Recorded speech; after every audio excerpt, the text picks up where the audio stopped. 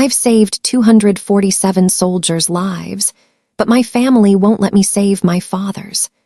The hospital corridor at 11:47 p.m. buzzed with tension as I pressed my back against the cold wall outside operating room 3, listening to my family's voices through the crack in the door. "We need real doctors." My brother Michael's voice cut through the sterile air. "Not some girl playing medic in the sandbox." "David's flying in from Johns Hopkins," my mother whispered urgently. "And Thomas is scrubbing in now. Thank God we have actual surgeons in this family." I touched the Purple Heart pinned inside my dress uniform jacket. Colonel Dr. Sarah Kim, youngest female colonel in Army Medical Corps history.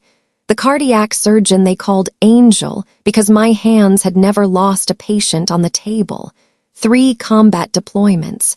247 lives saved under enemy fire. But to them, I was still just the weak daughter who fainted at blood. 22 years ago, I was 12 years old in the same hospital. Dad had brought me to watch him perform surgery, thinking it might inspire me to follow the family tradition. 4 generations of Kim men had been doctors. I pressed my face against the observation window, watching him work on a patient's open chest. The blood was so red, so alive. My knees buckled. The world tilted, and I hit the floor like a dropped stone. When I woke up in the hallway, Dad was kneeling beside me, his surgical mask pulled down. His eyes held disappointment so heavy I could feel it settling into my bones. "Sarah," he said quietly, "maybe medicine isn't for you. Girls faint at blood, it's just biology." My 3 older brothers were waiting behind him. Michael, already in medical school. David, pre-med at Harvard. Thomas, studying for his MCAT. They looked down at me with pity and embarrassment. "Typical weak girl reaction," Michael muttered. "Good thing we have sons to carry on the practice." Mom smoothed my hair with cool fingers. "Don't feel bad, sweetheart. Maybe nursing school. Something more suitable for your constitution." I sat up slowly, the taste of copper and shame thick in my mouth. The fainting spell wasn't from weakness, it was from excitement. The surgery had been beautiful, precise, life-saving. I'd been overwhelmed by wonder, not fear, but they'd already decided what it meant. That night at dinner, Dad announced his expansion plans. "Kim and Sons Cardiology," he said proudly. 4 generations of excellence, now 5 with the boys. "What about Sarah?" I asked quietly. The table went silent. Dad set down his fork with that same disappointed expression. "Sarah, honey, you're not built for this work. Medicine requires strength, steady hands, the ability to see blood without falling apart. You fainted today. What would happen in an emergency?" "I could learn to handle it," I whispered. Thomas laughed. "Learn to handle blood? Sarah, you can't even watch medical shows without covering your eyes." "Your father's right," Mom added gently. "Women are nurturers, not fighters. Find something that suits your nature." I pushed my chair back and walked upstairs. In the mirror, I saw what they saw: a small, pale girl with shaking hands, the weak daughter in a family of strong men. But something fierce stared back, something unbroken. I opened my laptop and researched. Not medical schools, Army combat medic training. If they thought I was too weak for civilian medicine, I'd prove myself on the battlefield. If they wanted steady hands under pressure, I'd show them hands that worked while mortars exploded overhead. For weeks, I practiced in secret. Medical textbooks, surgical videos, anatomy charts until my eyes burned. I visited the local butcher shop, forcing myself to watch blood and tissue until my body stopped reacting. The fainting spells disappeared. My hands grew steady. 3 months later, I walked downstairs at 7:30 a.m. carrying a manila envelope. "Where are you going so early?" Mom asked, pouring coffee. I set the envelope on the counter. Inside were my Army enlistment papers already signed. "I'm joining the military," I said. "Combat medic training starts in 6 weeks. The coffee mug slipped from Mom's fingers, shattering against the tile. Dad looked up from his newspaper, his face cycling through confusion, anger, and fear. "Sarah, no," he said firmly. "Absolutely not. You'll get yourself killed. You don't understand what you're signing up for." "I understand perfectly," I replied. "I'm going to become a doctor, just not the kind you think I should be." Michael stormed into the kitchen in his pajamas. "Are you insane? You faint at blood. What are you going to do when someone's bleeding to death?" I looked at each of them calmly, remembering every moment they'd called me weak, every dismissal of my dreams. "I guess we'll find out," I said. That was the last real conversation I had with my family for 7 years. The silence that followed my enlistment announcement wasn't dramatic. It was surgical clean, precise, and devastating. Dad folded his newspaper with military precision, the same way he'd once folded his disappointment about my fainting spell. Mom swept up the coffee mug shards without looking at me. My brothers exchanged glances that said everything. Sarah's lost her mind. But I wasn't lost. For the first time in 18 years, I knew exactly where I was going. Fort Sam Houston, Texas. 6 a.m. on a Monday that felt like stepping into another universe. The drill sergeant's voice could strip paint off walls, but it couldn't strip the determination from my bones. "Kim," he barked during our first formation. "You look like you blow away in a strong wind. What makes you think you can handle combat medicine?" I thought about that 12-year-old girl hitting the hospital floor, about Dad's disappointed eyes. "I'm stronger than I look, drill sergeant." He laughed a sound like grinding metal. "We'll see about that, princess."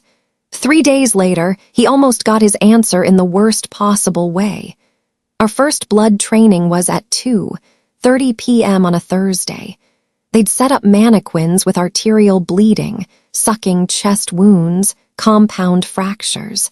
The fake blood looked exactly like the real thing that had made me faint years earlier. I was approaching the trauma station when recruit Martinez beside me suddenly collapsed. Not from the sight of blood, from cardiac arrest. Real cardiac arrest. The instructor froze. Other recruits backed away, but something clicked in my brain like a switch flipping. This wasn't training anymore. This was what I'd been preparing for my entire life without knowing it. I dropped to my knees and started CPR. "Someone call 911, I shouted, pumping Martinez's chest with textbook precision. His lips were blue. No pulse. "Kim, step back." The instructor yelled. "You're not qualified. Neither are you." I snapped, not stopping compressions. 2 minutes without oxygen and he's brain dead. I tilted Martinez's head back, checked his airway, began rescue breathing. 30 compressions, 2 breaths, repeat. My hands moved automatically, muscle memory from textbooks I'd memorized in secret. After 2 minutes that felt like hours, Martinez gasped. His eyes fluttered open. Color returned to his face. The instructor stared at me like I'd just performed magic. "Where the hell did you learn that?" "Books," I said simply, still monitoring Martinez's pulse. "My family thinks I'm too weak for medicine. They never bothered to check if I was actually studying it." That night, word had spread through the entire company. Kim saved Martinez's life. Kim knew CPR better than the instructors. Kim might actually belong here. But the real shock came at 9:45 p.m. when my phone rang. Dad's name on the caller ID. "Sarah." His voice was different. Careful. "I heard about what happened today." My stomach dropped. "How did you?" "Martinez's father is Dr. Carlos Martinez, chief of cardiology at Methodist Hospital. We've known each other for 20 years. A pause. "He called to thank me for raising a daughter who saved his son's life." I sat in stunned silence. In one afternoon, I'd done more real medicine than my brothers had seen in their first year of medical school. "Dad, you performed CPR for 6 minutes straight. Textbook perfect form. No hesitation, no panic." His voice cracked slightly. "Carlos said his son would be dead without you." The line went quiet except for the sound of my own heartbeat pounding in my ears. Where did you learn that, Sarah? For a moment, I considered lying, making up some story about basic first aid training, but I was tired of hiding. I've been studying medicine since I was 12, Dad, every night after you told me I wasn't built for it. Anatomy, physiology, emergency procedures. I memorized Gray's Anatomy cover to cover. I know trauma protocols better than most residents. Silence stretched between us like a wound. Why didn't you tell us? Because you decided I was weak before you ever gave me a chance to be strong. He cleared his throat. When he spoke again, his voice was softer than I'd heard in years. Sarah, what you did today, that was real medicine. Life and death medicine. I know, Dad. Maybe maybe we were wrong about you. It was the closest thing to an apology I'd ever gotten from him. But it came 7 years too late and from 200 miles away. I have to go, I said quietly. Early formation tomorrow. Sarah, wait, I hung up. The next morning at 5:15 a.m., our company received orders that would change everything. Fast-track deployment to Afghanistan. Real soldiers, real blood, real bullets. As I laced up my boots in the pre-dawn darkness, I thought about Dad's phone call, about Martinez breathing because of my hands, about the instructor who'd finally stopped calling me Princess. They were starting to see what I'd always known, that strength isn't about what your body can lift. It's about what your hands can save.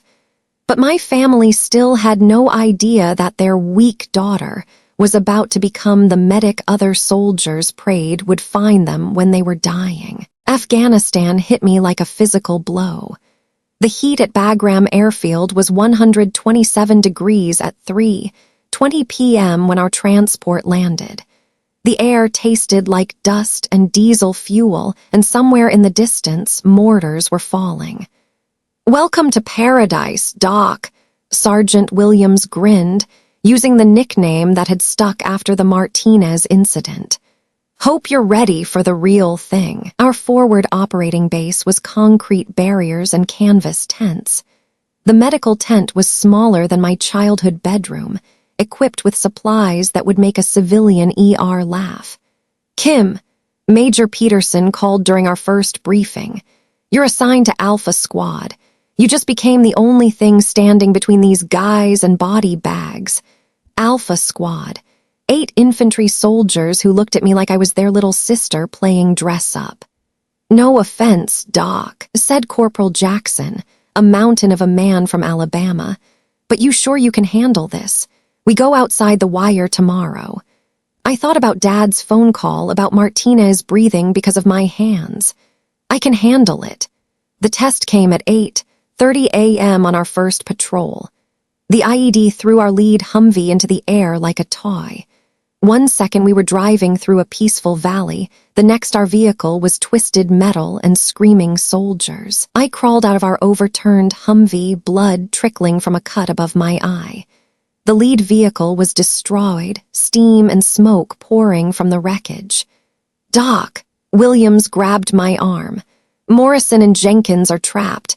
I ran toward the burning vehicle. The heat was intense, ammunition cooking off inside like deadly firecrackers. "Kim, get back," Jackson yelled. "It's gonna blow," but I could see Morrison through the shattered windshield. 22 years old, married, with a baby girl he'd never met. Blood was pouring from his neck, arterial bleeding that would kill him in minutes. I crawled through the twisted metal, ignoring flames licking at my uniform. Morrison's eyes were wide with shock. "Hey there," I said softly, pressing my hands against his neck wound. "I'm gonna get you out of here." "Doc, I can't feel my legs. Let's worry about stopping this bleeding first." My hands moved automatically, pressure bandage, tourniquet, Roman 4 line. Morrison's blood was warm and real, pumping between my fingers with each heartbeat. "We need to move them now," Williams shouted over gunfire that had erupted. "Insurgents are closing in." Moving Morrison wrong could sever his spinal cord, but staying meant we'd all die. "Jackson, support his neck. Williams, get Jenkins, we do this slow and steady. Doc, we don't have time. We make time, I said firmly. Nobody dies on my watch. 4 minutes to extract both soldiers. 4 minutes with bullets whining overhead and the Humvee threatening to explode. But we got them out alive. During the helicopter evacuation, I worked on Morrison for 20 minutes. His blood pressure was dropping, pulse racing, classic hypovolemic shock. Come on, I whispered, pushing more Roman IV fluids. Stay with me. Morrison's eyes found mine. Doc, am I gonna make it? You're gonna make it, I said with absolute certainty. You're gonna hold that baby girl. At the field hospital, surgeons took over. I sat outside the OR, my uniform soaked in Morrison's blood, hands shaking from adrenaline crash. Dr. Henderson, the chief surgeon, found me an hour later. He's stable, he said. Full recovery expected. You saved his life out there. Just did my job. No, Henderson said quietly. You're 20 years old and you worked like you'd been doing this for 10 years. That night I called home. Dad answered immediately. Sarah, are you okay? We heard about the attack on the news. His voice was tight with worry, real worry, not disappointment. I'm fine, Dad. I saved 2 soldiers today. Tell me about it. I told him about Morrison bleeding out, about crawling into a burning vehicle, about keeping someone alive while bullets flew overhead. When I finished, Dad was quiet for a long time. Sarah, he said finally, what you did today, that's the kind of medicine I've spent my whole career trying to do. It's what you taught me, Dad, just not the way you thought you were teaching it. I'm proud of you, he whispered. 3 words I'd waited 20 years to hear, but pride from a distance was still distance. And I was just getting started proving what this weak daughter could really do. The proving came faster than I expected. 3 weeks after the Morrison rescue, Alpha Squad had earned a reputation as the unit with the medic who wouldn't let you die. Word spread through the base Doc Kim doesn't lose soldiers. But reputations in Afghanistan are written in blood, and mine was about to be tested in ways I never imagined. The call came at 2:15 a.m. on a Tuesday that would change everything. Emergency medevac to a remote outpost under heavy fire. Multiple casualties, 1 critical trauma. Kim, Major Peterson burst into the medical tent. Grab your gear, they specifically asked for you. Me, not just any medic, me. The helicopter ride through the Afghan night was like flying through hell. Tracer rounds lit up the darkness below us, and the pilot kept muttering prayers. I checked my medical bag, morphine, plasma, surgical tools. We landed at Firebase Delta under mortar fire. I ran toward the medical bunker, head down, while explosions lit up the perimeter like deadly fireworks. Inside, chaos. 3 soldiers with minor wounds being treated by Corporal Barnes. But in the corner, on a blood-soaked stretcher, was the reason they'd called for help. Specialist Rodriguez, 19 years old, from Texas. The blast had taken his left leg below the knee and opened up his abdomen. He was conscious but going into shock. Doc Kim, he whispered when he saw me. Thank God. I knelt beside him assessing the damage. The leg amputation was clean but bleeding heavily. The abdominal wound was worse. I could see intestines, and there was internal bleeding I couldn't stop without surgery. How long ago? I asked Barnes. 40 minutes.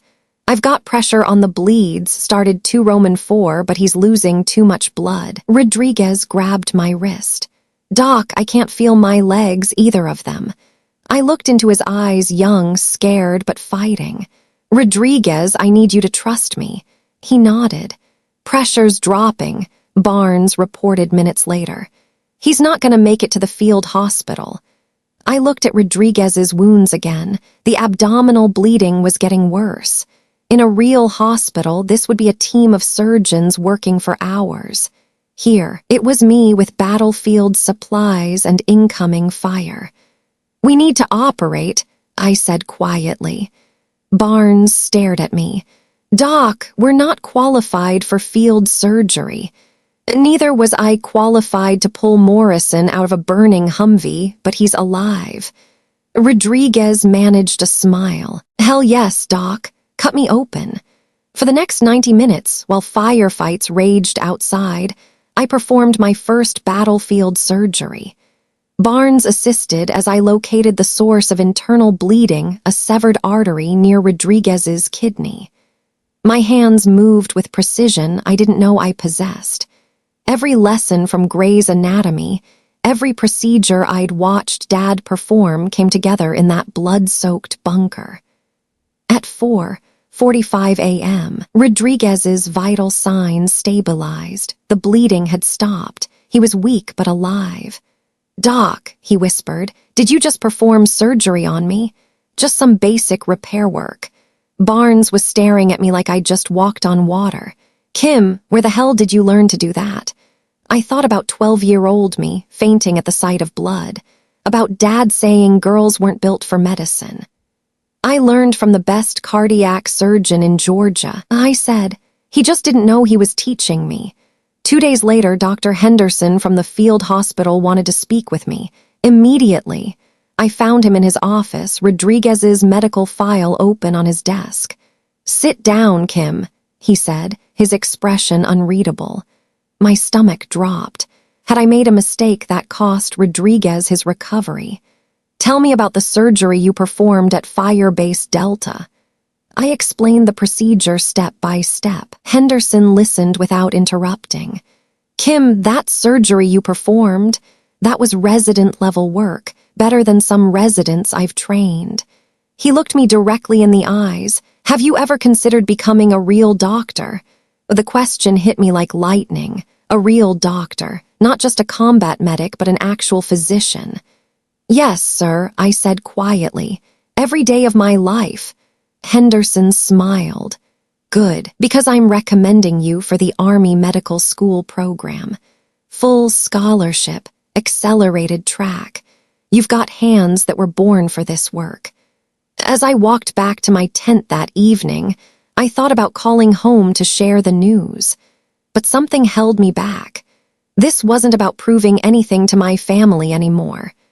This was about becoming the doctor I'd always known I could be the one who saved lives when everyone else had given up hope. The weak daughter was about to become something her family never thought possible. A real surgeon. But first, I had to survive the mission that would either make me a legend or get me killed. The briefing came at 6:30 a.m. on a scorching August morning. Operation Lifeline, a humanitarian medical mission to a village cut off from aid for 3 weeks. Intel suggested the Taliban had withdrawn, leaving wounded civilians who desperately needed medical attention. Kim, Colonel Morrison said, pointing to the map, you'll be leading the medical team. Leading, not assisting, not following. Leading. Sir, what's the real situation out there? Morrison's jaw tightened. Could be a milk run, could be a trap. That's why we're sending our best.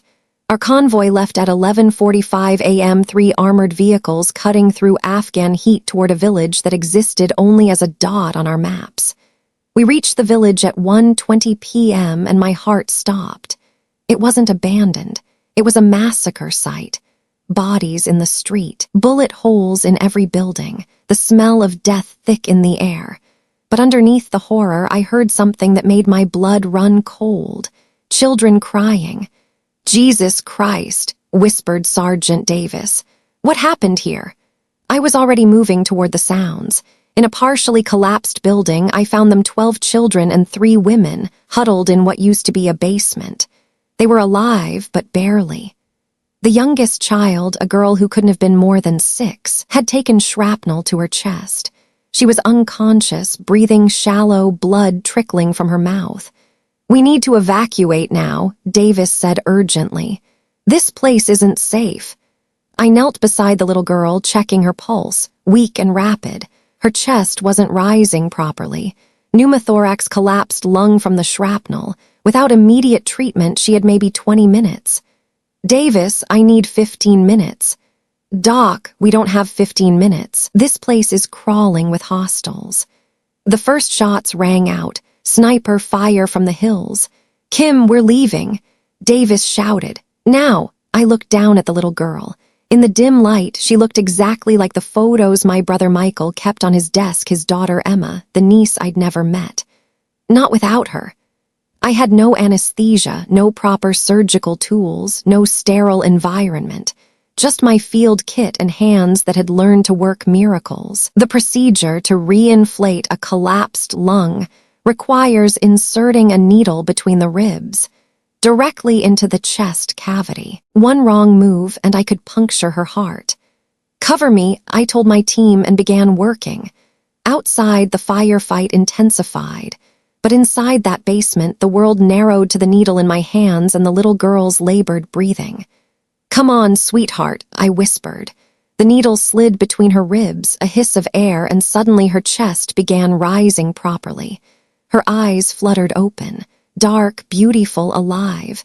"We've got incoming," Davis yelled. "RPG." The explosion shook dust from the ceiling.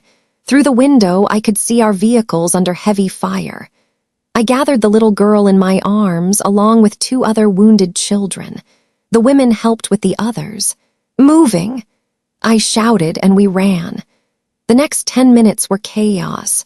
Running through streets under fire, diving for cover, my medical bag bouncing as I carried the girl. She clung to me with surprising strength. We reached our vehicles just as Taliban fighters emerged from hiding. The firefight was intense, automatic weapons fire echoing off canyon walls. "Get in!" Davis screamed. I dove into the Humvee, still holding the girl. Our convoy roared out with bullets chasing us down the mountainside. During the 40-minute drive back, I worked on the wounded. The little girl's breathing had stabilized, but she needed real medical attention. An elderly woman had taken a bullet to her shoulder. A boy had burns on his hands. "Doc," the little girl whispered in broken English as we approached base. "Thank you." Those 2 words hit me harder than any explosion. At the base hospital, Dr. Henderson took over serious cases while I handled minor wounds. As I cleaned the boy's burns, Henderson pulled me aside. "Kim, that chest decompression you performed in the field, the little girl would have died without it." "Just doing my job, sir." "No," he said firmly. "What you did today was extraordinary. You saved civilians under fire, performed field surgery in a combat zone." He paused. "I'm putting in a recommendation for a Purple Heart. You took shrapnel yourself and kept working."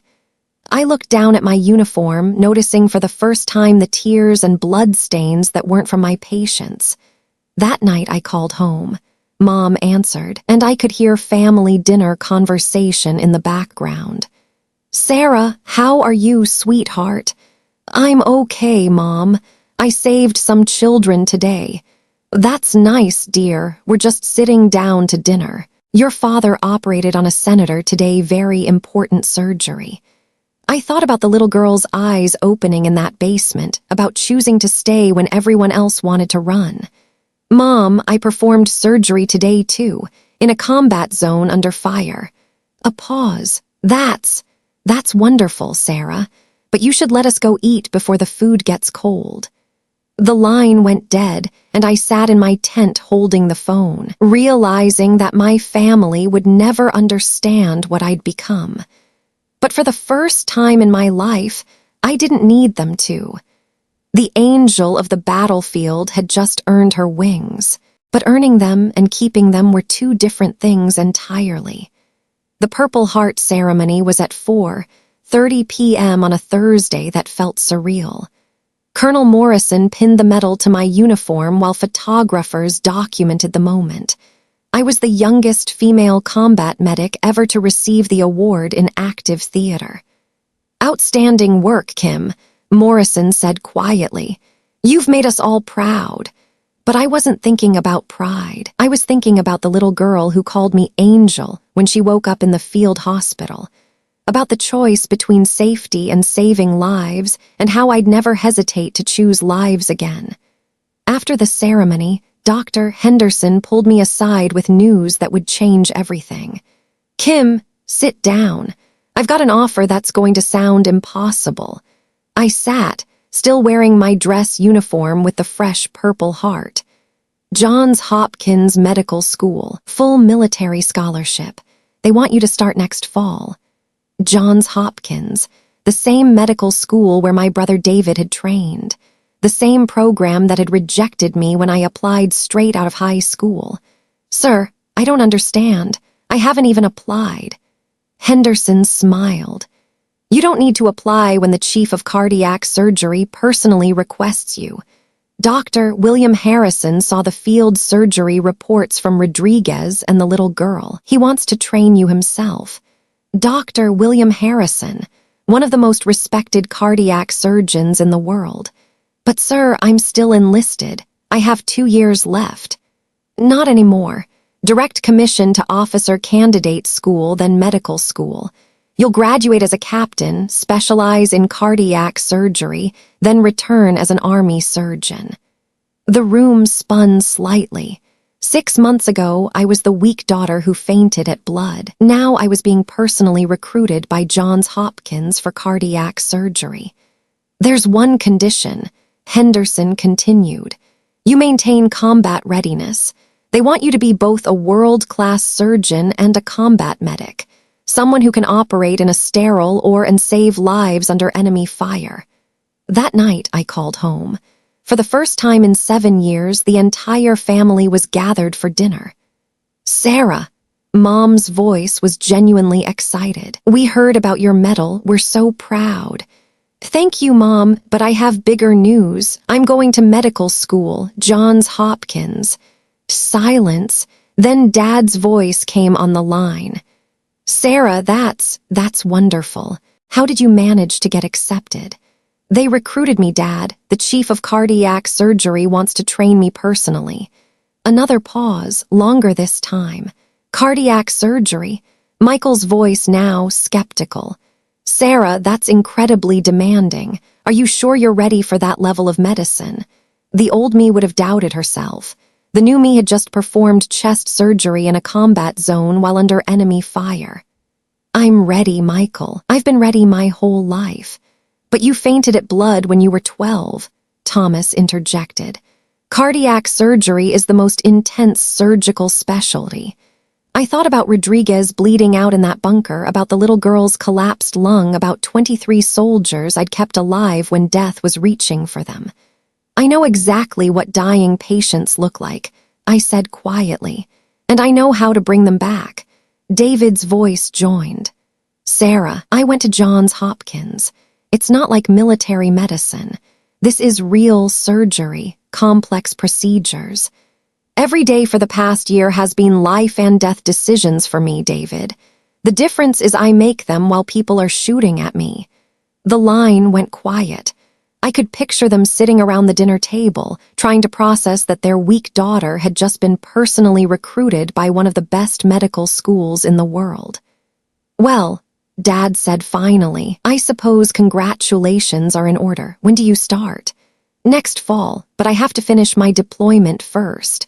Sarah, Mom's voice was worried now. You're coming home, right? I looked around my tent at the medical supplies I'd organized, at photos soldiers had given me of their families. I'm staying until my job here is done, Mom. These soldiers need me. After I hung up, I sat thinking about the conversation. They were proud, yes, but they still didn't understand. They saw Johns Hopkins as validation that I'd finally become worthy of the family name. But I already knew my worth. I'd proven it in blood and sand, in burning vehicles and collapsed buildings.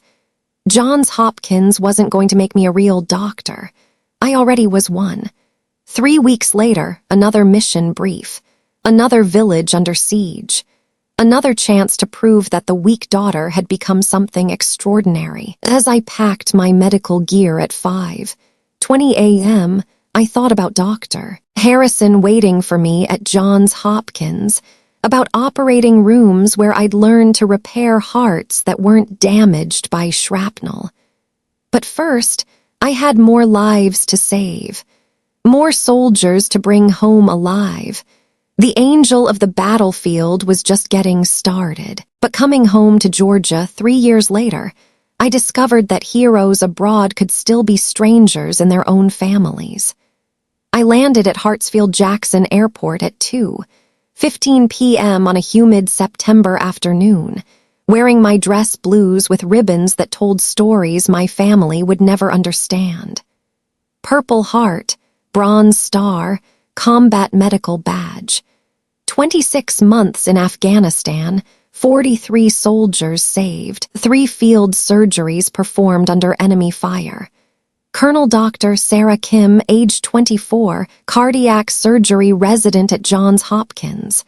Dad picked me up in his Mercedes, the same car he'd driven when I was 12 and fainted at the sight of blood. He looked older, grayer, but his handshake was still firm. "Sarah," he said, studying my uniform. "You look different. 3 years of war will do that, Dad." The drive home was awkward silence broken by stilted conversation about traffic and weather. He didn't ask about Afghanistan, didn't mention the commendations on my chest, didn't ask about Johns Hopkins. When we pulled into the driveway, I saw them all gathered on the front porch. Mom in her pearls, Michael with his wife and children, David home from his cardiology fellowship, Thomas now an established orthopedic surgeon, the welcoming committee for the war hero daughter. "Sarah," Mom rushed down the steps, arms open for a hug that felt rehearsed. "Welcome home, sweetheart, we're so proud of you." Proud. The word felt hollow after everything I'd been through. Dinner was at 6:30 p.m., served in the formal dining room with the good china. The same room where they'd dismissed my dreams of medicine 7 years ago. "So, Sarah," Michael said, cutting his steak with surgical precision, "tell us about this Johns Hopkins thing. It's impressive that they accepted you after the military detour. Military detour, as if saving lives in combat was a gap year abroad." "It's going well," I said carefully. "I'm specializing in cardiac surgery. Dr. Harrison says I have exceptional hands for the work." "Dr. Harrison?" Dad's fork paused midway to his mouth. "William Harrison, the William Harrison." "Yes, he's been my mentor for 2 years now." The table went quiet. William Harrison was cardiac surgery royalty. "How exactly did you get his attention?" David asked, skepticism clear in his voice. I thought about Rodriguez bleeding out in that bunker, about performing emergency surgery with mortars falling outside. I sent him my field surgery reports from Afghanistan. "Field surgery?" Thomas laughed. "Sarah, that's not real surgery. That's battlefield medicine, patching people up until real doctors can take over." The words hit like a slap. After everything I'd done, they still saw me as playing pretend. "I performed a cardiac repair on a 19-year-old soldier with an arterial laceration near his heart," I said quietly. "In a bunker, under fire, with field instruments. He's alive because of my hands." "That's admirable," Michael said in the tone he probably used with difficult patients. "But hospital surgery is completely different. Are you sure you're ready for that level of responsibility?" I looked around the table at my 3 brothers, all successful doctors, all convinced that their little sister was still the weak girl who fainted at blood. "I've performed over 200 surgical procedures in the past 3 years," I said. "I've saved 43 lives in combat conditions. I've operated by flashlight when we lost power." "But that's not the same as," David started. "Stop." My voice was sharper than I intended. "Just stop." The dining room fell silent except for the tick of the grandfather clock. "You want to know what real surgery is?" I continued. "Real surgery is keeping someone alive when their chest is blown open and they're calling for their mother.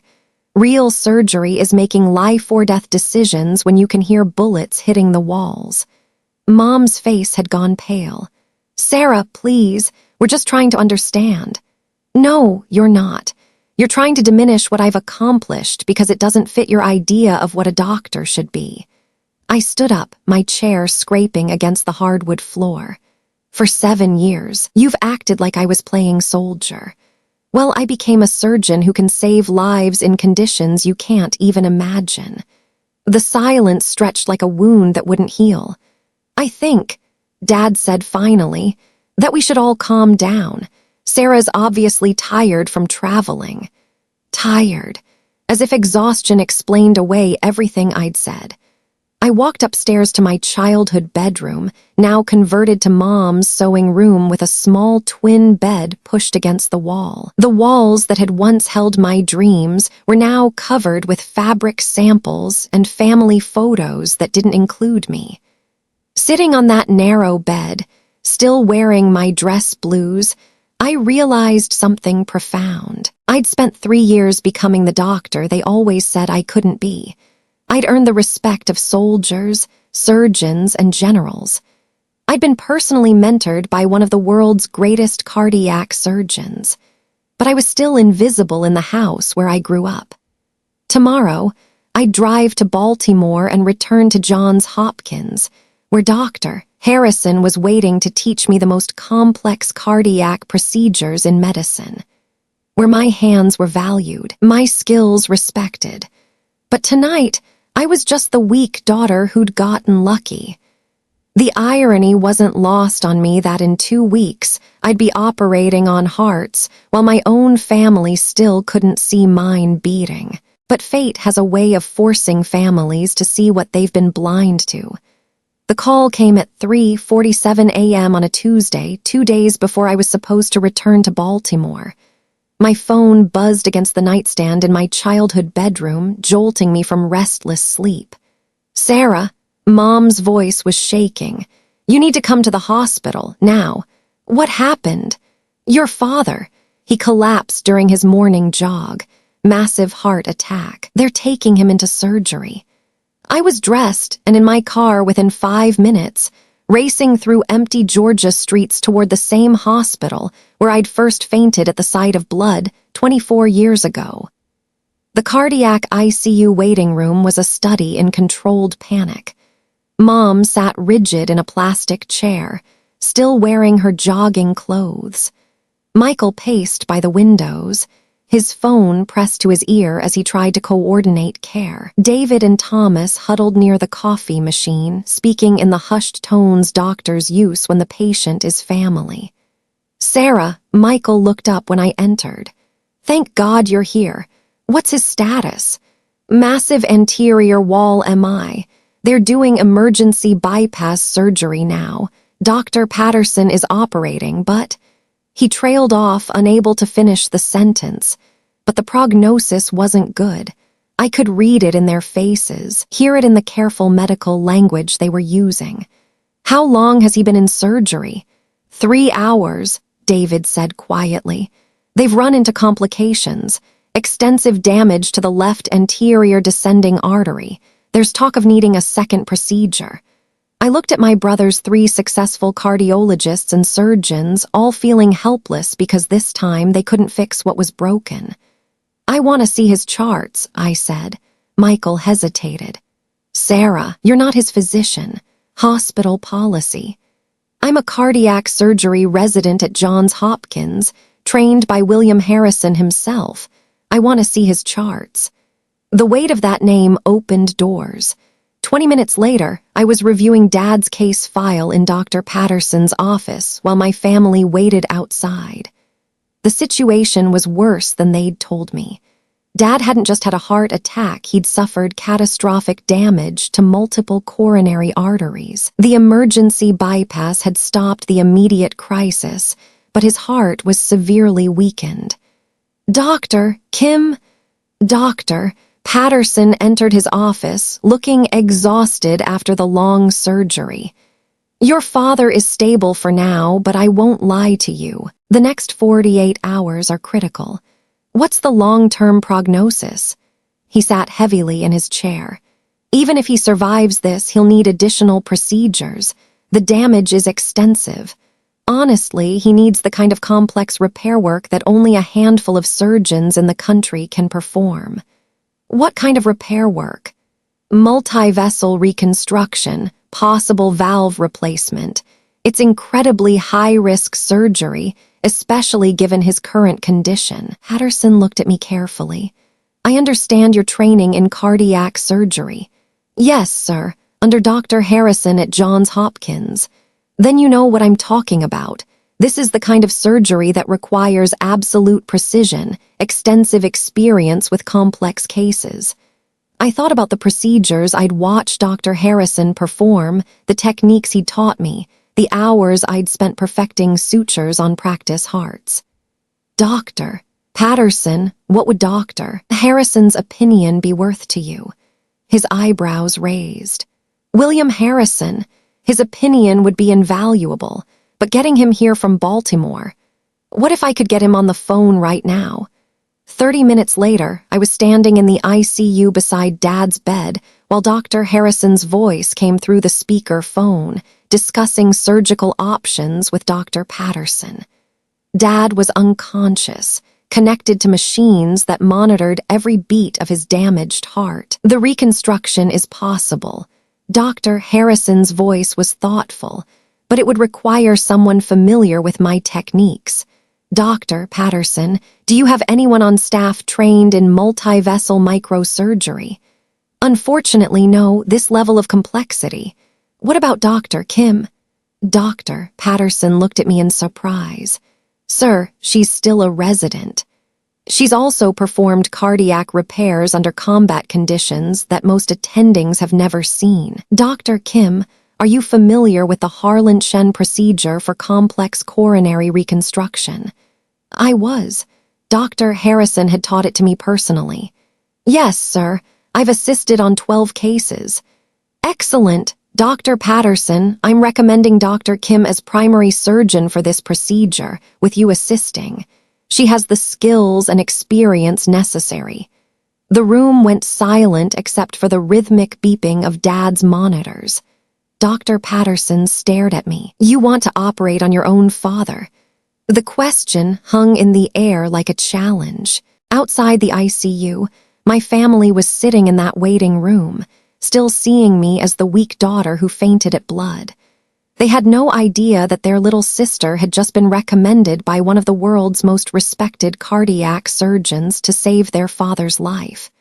No, I said quietly, looking down at Dad's peaceful face.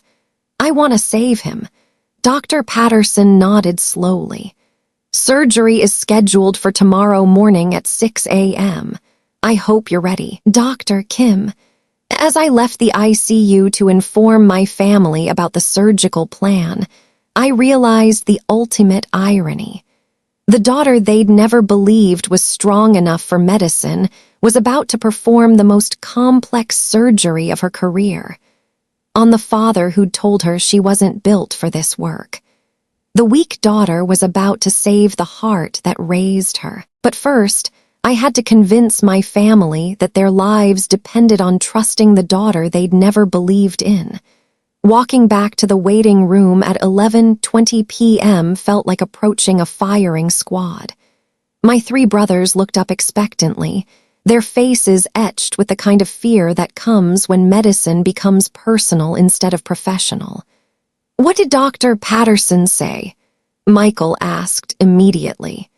I sat down across from them, still wearing my Johns Hopkins hoodie and jeans, looking nothing like the surgeon who was about to perform the most complex operation of her career. Dad needs immediate multi-vessel reconstruction surgery. His heart sustained massive damage. Without this procedure, he won't survive the week. Mom's hand flew to her mouth. Who's going to perform it? This was the moment I'd been dreading. I am. The silence that followed was deafening. That's not funny, Sarah, Thomas said finally. This is serious. I am serious. Dr. Patterson and Dr. Harrison both agree that I have the experience necessary for this procedure. David stood up abruptly. Sarah, you're a resident. Dad needs the best cardiac surgeon available, not someone still in training. I've performed this exact surgery 12 times under Dr. Harrison's supervision. I've also done cardiac repairs under combat conditions that would terrify most surgeons. This is different, Michael insisted. This is Dad. You can't experiment on your own father. The word experiment hit like a physical blow. After everything I'd accomplished, they still saw my skills as some kind of dangerous amateur hour. You want to know what an experiment looks like? I said quietly. An experiment is performing cardiac surgery in a bunker with mortars falling overhead and no backup plan. This surgery will be performed in a state-of-the-art or with the best equipment available. But you're not qualified, David started. Stop. My voice cut through the waiting room like a scalpel. Just stop. I pulled out my phone and called Dr. Harrison, putting it on speaker. Dr. Kim. His voice filled the room. How is your father? Stable for now, Dr. Harrison, but my family has concerns about my performing the surgery. I see. Are your family members present? Yes, sir. Good. Let me be clear about something. Dr. Sarah Kim is one of the most skilled cardiac surgery residents I've trained in 30 years. She has hands that were born for this work and experience that most surgeons never acquire. If she were my father, I would want her operating. The waiting room had gone completely silent. Furthermore, Dr. Harrison continued, the Harlan-Shen procedure that your father requires is incredibly complex. There are perhaps 20 surgeons in the country qualified to perform it. Dr. Kim is one of them. He paused, letting that sink in. Your daughter isn't just qualified to save your father's life. At this moment, she may be the only surgeon available who can. After he hung up, my family sat in stunned silence. Why didn't you tell us? Mom whispered. Why didn't you tell us you were this good? I thought about 7 years of conversations where they dismissed my achievements, minimized my experiences, treated my military service like an extended camping trip. I've been trying to tell you for years. You just weren't listening. The surgery was scheduled for 6 a.m. sharp. I spent the hours between midnight and 5 a.m. in the hospital's meditation room, reviewing every detail of the procedure in my mind. Dad's heart would require complete reconstruction of 3 major arteries, plus repair of damaged muscle tissue. 8 hours of surgery, hundreds of tiny sutures, millimeter-precise cuts. One mistake, and I'd lose the man who'd raised me to believe I wasn't strong enough for this moment. At 5:30 a.m., I scrubbed in alone. The surgical suite was already prepared, instruments laid out with military precision. Dr. Patterson entered as I was finishing my prep. Ready, Dr. Kim? I looked through the window into where Dad lay unconscious on the table, his chest prepped for surgery. In the observation gallery above, I could see my family watching, Mom gripping Michael's hand, David leaning forward in his chair, Thomas with his arms crossed, still skeptical. Dr. Patterson, I said quietly, what if they are right? What if I'm not ready for this? He looked at me seriously. Dr. Kim, I've been practicing cardiac surgery for 25 years. I've seen residents freeze, panic, make critical errors under pressure, but I've also seen something rare surgeons who are born for this work. He handed me the scalpel. Your father's heart stopped beating properly this morning. In about 30 minutes, you're going to fix it. Not because you're his daughter, but because you're the best surgeon available to do the job. I took the scalpel, feeling its familiar weight in my hand. Through the gallery window, I could see my family watching, probably still hoping some other surgeon would walk in and take over. They were about to discover that the weak daughter they'd never believed in was actually the only person who could save their father's life. Beginning incision, I announced to the room, my voice steady and sure.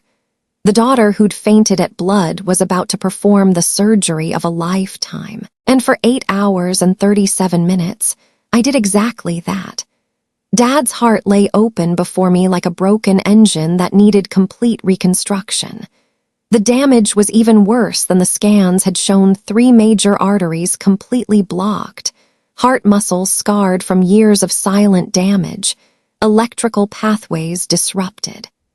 "Suture," I said, my voice steady as I began the delicate work of rebuilding coronary arteries smaller than pencil leads. Through the observation gallery, I could see my family watching every move. Mom hadn't left her chair in 4 hours. Michael was taking notes, probably second-guessing every decision I made. David and Thomas whispered to each other, their faces tense with concern that had nothing to do with medical curiosity. "Doctor, Kim, Doctor," Patterson said quietly as I worked on the 3rd arterial graft. "Your suture technique is remarkable. Where did you learn to work with such precision?" I thought about Afghanistan, about Rodriguez bleeding out while mortars fell overhead, about the little girl with the collapsed lung who called me Angel. "Combat medicine teaches you that there's no room for error," I said, tying off a microscopic stitch. "Every movement has to be perfect the first time." At 2:47 p.m., I completed the final arterial reconstruction. Dad's heart, which had been still and silent for most of the surgery, began beating in its normal rhythm. Strong, steady, alive. "Excellent work, Dr. Kim," Dr. Patterson said as we prepared to close. "That was some of the finest cardiac surgery I've ever witnessed." But the real test came 3 hours later when Dad woke up in the ICU. His eyes opened slowly, focusing first on the ceiling, then on the machines around him, finally landing on my face as I checked his monitors. "Sarah." His voice was hoarse from the breathing tube. What happened?" "You had a heart attack, Dad. We performed surgery to repair the damage." He tried to sit up, then thought better of it. "We, Dr. Patterson and I was the primary surgeon." The look that crossed his face was impossible to read. Surprise, confusion, something that might have been pride. "You operated on me." "Yes, Dad. I rebuilt 3 of your coronary arteries and repaired damaged heart muscle. You're going to be fine." He stared at me for a long moment, as if seeing me for the first time. "The daughter who used to faint at the sight of blood just saved my life." "Yes, sir," she did. Over the next 2 days, as Dad's recovery progressed better than anyone had dared hope, something strange began happening in my family. They started asking questions. Real questions. Michael wanted to know about the surgical techniques I'd used. David asked about my training with Dr. Harrison. Thomas, the skeptic, requested copies of my surgical reports from Afghanistan. Mom sat beside Dad's bed reading articles about my Purple Heart ceremony that she'd found online. "Sarah," she said on the 3rd day, "I had no idea. The things you've done, the lives you've saved. Why didn't we know?" I thought about 7 years of phone calls where they'd changed the subject when I mentioned my work. 7 years of being treated like I was playing pretend while they practiced real medicine. "You knew, Mom. You just didn't want to hear it." On the 4th day, Dad was strong enough for a real conversation. I found him sitting up in bed, reading a medical journal article about combat surgery techniques. "This is about you," he said, holding up the journal. "Dr. Sarah Kim, Johns Hopkins resident, pioneering trauma surgery in combat conditions." "Yes, Dad. It says here that you've developed new techniques for battlefield cardiac repair that are being taught in medical schools." I nodded. "Dr. Harrison has been documenting my methods. They're being incorporated into emergency surgery curricula." Dad set down the journal and looked at me with an expression I'd never seen before. "Sarah, I need to tell you something. When you were 12 and you fainted in that observation gallery, I thought I was protecting you.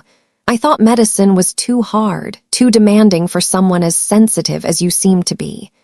"Dad, let me finish. I was wrong. Not about medicine being demanding, but about you being too sensitive for it. What I didn't understand then is that sensitivity isn't weakness. It's what makes you care enough to save lives when everyone else has given up." He reached for my hand with fingers that were growing stronger every day. You didn't become a great surgeon despite being sensitive. You became one because of it. For the first time in 24 years, my father saw me exactly as I was. But as Dad's recovery continued and the immediate crisis passed, I realized something profound was happening. My family wasn't just acknowledging my skills, they were beginning to understand the depth of what they'd missed. And that understanding was about to lead them to a discovery that would change everything they thought they knew about their daughter's journey. The revelation came at 7:45 p.m. on Dad's 6th day of recovery, when Michael walked into the ICU carrying a thick manila folder and wearing an expression I'd never seen before. "Sarah," he said quietly, "we need to talk, all of us." He'd gathered the entire family in the small conference room next to the ICU. Dad was strong enough to sit in a wheelchair, though he still looked pale. Mom, David, and Thomas arranged themselves around the table like they were about to deliver a diagnosis. "What's this about?" I asked, noting the way they were all looking at me not with dismissal, but with something that looked like awe mixed with shame. Michael opened the folder and spread its contents across the table. Military commendation letters, surgical reports, newspaper clippings, photographs I'd never seen before. "After Dad's surgery," Michael began, "he started researching your military service, really researching it."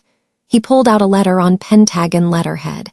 "This is a commendation from the Secretary of Defense, thanking you for developing new battlefield trauma protocols that have saved hundreds of lives." David picked up another document. "This is a research paper you co-authored with Dr. Harrison.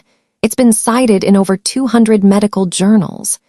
"And this," Thomas said, his voice barely above a whisper, "is a recommendation letter from General Morrison for the Congressional Medal of Honor. It was submitted 3 years ago." My stomach dropped. "How did you get that?" "Doctor, Patterson has connections at the Pentagon," Mom said softly. "When we asked him to help us understand what you'd accomplished, he made some calls." Michael pulled out a photograph that made my breath catch. It showed me in combat uniform, covered in blood, kneeling beside a stretcher while medics loaded a wounded soldier into a helicopter. "This was taken during Operation Lifeline," Michael said. "The Pentagon used this photo in a recruitment campaign about military medical heroes." I stared at the image, remembering that day the little girl with the collapsed lung, the bullets overhead, the choice between safety and saving lives. "Sarah," Dad's voice was thick with emotion, "why didn't you tell us about any of this? Because every time I tried to tell you about my work, you changed the subject. Every time I called home with news about saving lives, you acted like I was playing soldier instead of practicing medicine." The silence that followed was heavy with recognition. "We found something else," David said quietly, pulling out a final document. "A nomination letter that Dad wrote." My father's face went ashen. "David, I told you to destroy that." "What nomination letter?" I asked. David handed me a sheet of paper with Dad's hospital letterhead. As I read it, the room seemed to tilt sideways. It was a nomination for the American Medical Association's Young Physician Excellence Award, written 3 years ago. The letter described my combat medical service, my innovations in battlefield surgery, my training under Dr. Harrison. "I don't understand," I said, looking at Dad. "You wrote this." "I wrote it the day after you called about Rodriguez, the soldier you operated on in the bunker. I stayed up all night researching everything you'd done." His voice cracked. "I was so proud, Sarah, so incredibly proud, but I was also ashamed." "Ashamed of what?" "Ashamed that I'd been so wrong about you. Ashamed that I'd tried to talk you out of medicine when you were clearly born for it." Tears were running down his cheeks. "I wrote that nomination letter, but I never submitted it. I couldn't bear people asking about your achievements when I'd spent years dismissing them." Mom reached across the table to take my hand. "Sarah, we've been reading about your work for days. The soldiers you've saved, the techniques you've developed, the respect you've earned." "You're not just a good doctor," Thomas said. "You're extraordinary. You've accomplished things most surgeons only dream of." "Why are you showing me this now?" I asked. "Because," Dad said, wheeling his chair closer, "we want you to know that we see you now, really see you. Not the daughter who fainted at blood, but the woman who became everything we never imagined possible." He reached into his jacket pocket and pulled out a small velvet box. "This was your grandmother's," he said, opening it to reveal a simple gold locket. "She was a nurse in World War II, saved lives on the battlefield just like you do." As he placed the locket in my hands, I realized that everything had changed. Not just my family's perception of me, but my understanding of my own journey. I'd spent years trying to prove I was strong enough for medicine, but the real revelation was that I'd always been exactly what the world needed me to be. The question now was what came next. 6 months later, I stood in the lobby of the Sarah Kim Memorial Cardiac Center at 9:30 a.m. on a crisp October morning, watching final preparations for our grand opening.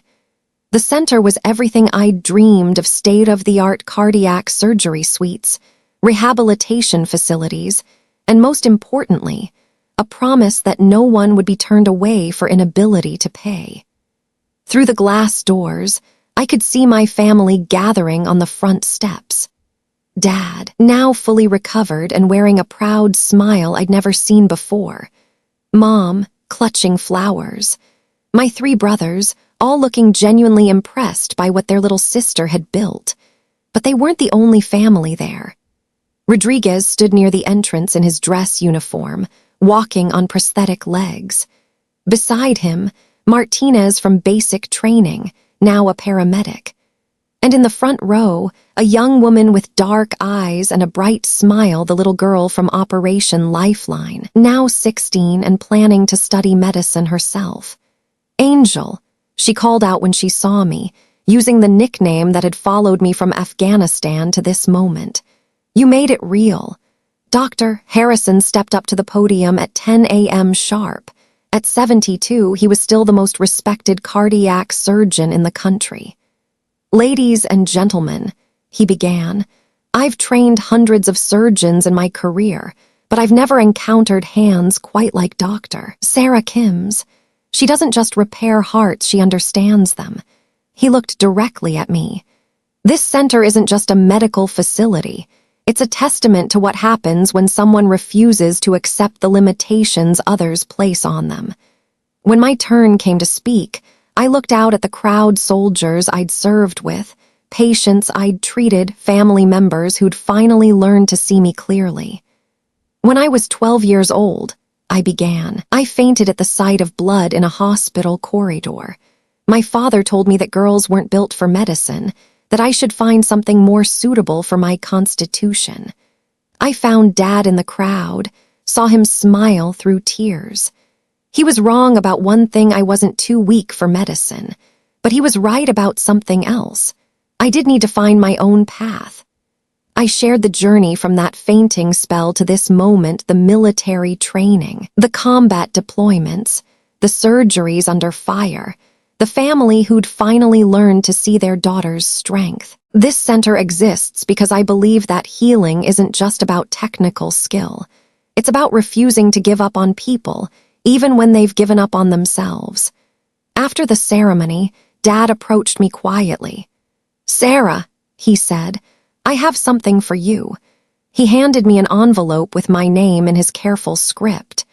Inside was the nomination letter he'd written 3 years ago, the one he'd never submitted. But underneath his original signature, he'd added a note dated yesterday. "To my daughter, who taught me that the strongest hearts are often found in the people we underestimate most. You became everything I hoped you could be, and so much more than I ever imagined possible." As the sun set over our new cardiac center that evening, I thought about the journey that had brought me here. From the weak daughter who fainted at blood to the surgeon who'd saved her father's life. The little girl who'd been told she wasn't built for medicine had built something beautiful, a place where dismissed, underestimated people could find the healing they deserved. To everyone listening to this story, remember that your perceived weaknesses might be your greatest strengths waiting to be discovered. The world needs healers of all kinds, people who refuse to give up on others. If this story touched your heart, I'd be honored if you'd subscribe to hear more stories of ordinary people becoming extraordinary. Share your own journey in the comments below. Your courage might inspire someone else to pursue their seemingly impossible dreams. Until next time, keep believing in the power of healing hands and determined hearts.